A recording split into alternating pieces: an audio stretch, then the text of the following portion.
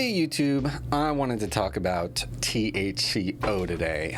Reason being, a certain other weed-based channel, Strange Show, came out with their own video update regarding health risks to THCO, and it just really rubbed me the wrong way. Not only did he improperly cite his sources, but he also surrounded this whole thing with an ad for THCO edibles from Mood. We got some free goodies from Mood.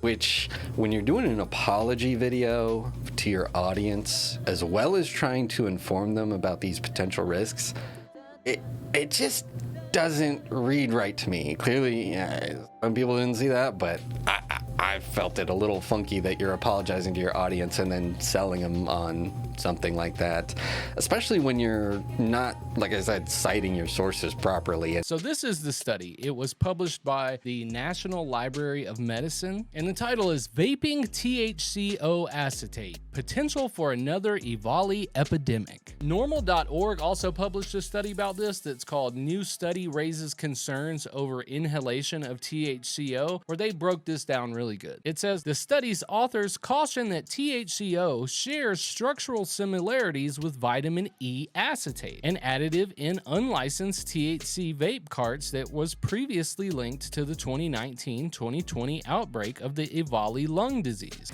He's almost acting like he cited two sources, National Library of Medicine, which that's not the actual source, and then Normal, who made an article about that very same study that he initially tried to cite improperly there.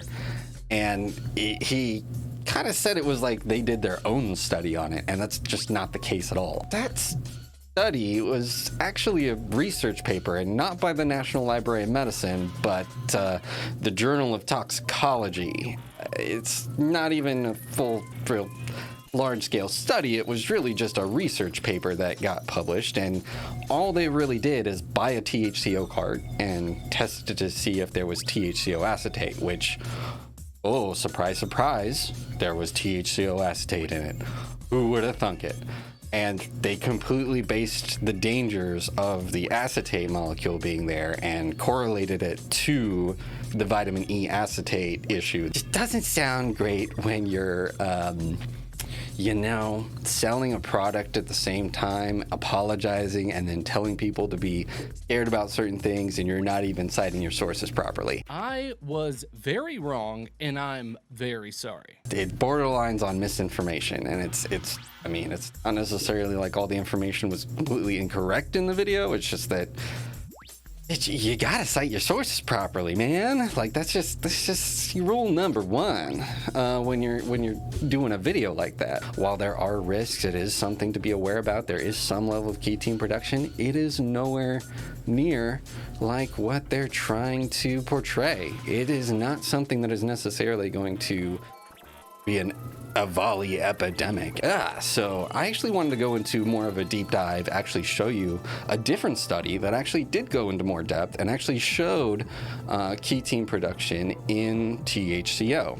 So the more informative study that came out in July came from Portland State University, which actually tested both CBN acetate and THCO acetate for production of ketones by heating them up in a dab rig as well as through a vape pen cart.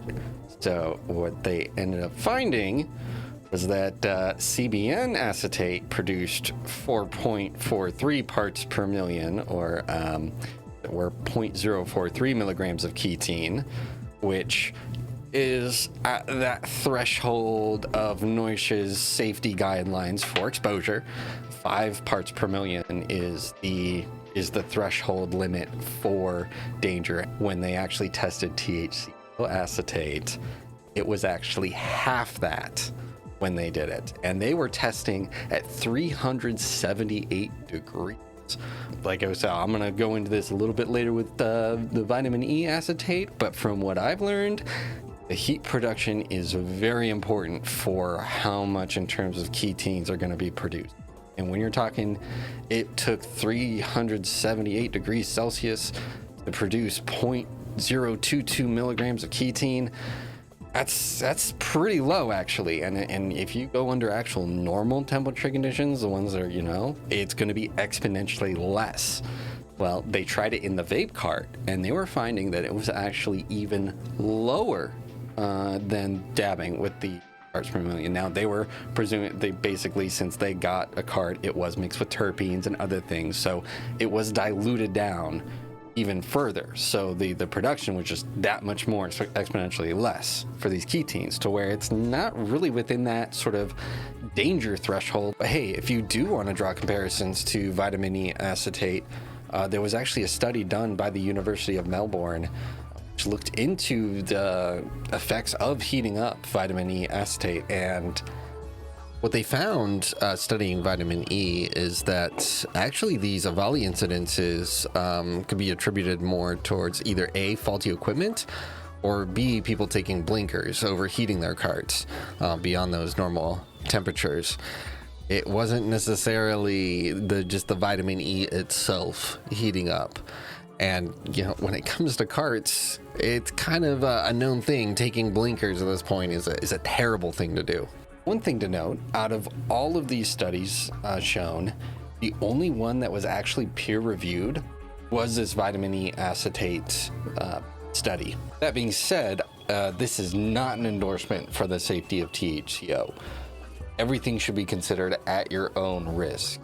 Essentially, there really hasn't been much testing of THCO at all in general for its effects. So really, for any endorsement of any THCO products, edible, smoked, or otherwise, that should always be taken in consideration to use your best case judgment and how you feel and how you seem to react and the risk that you're willing to take in terms of trying these new different cannabinoid variants.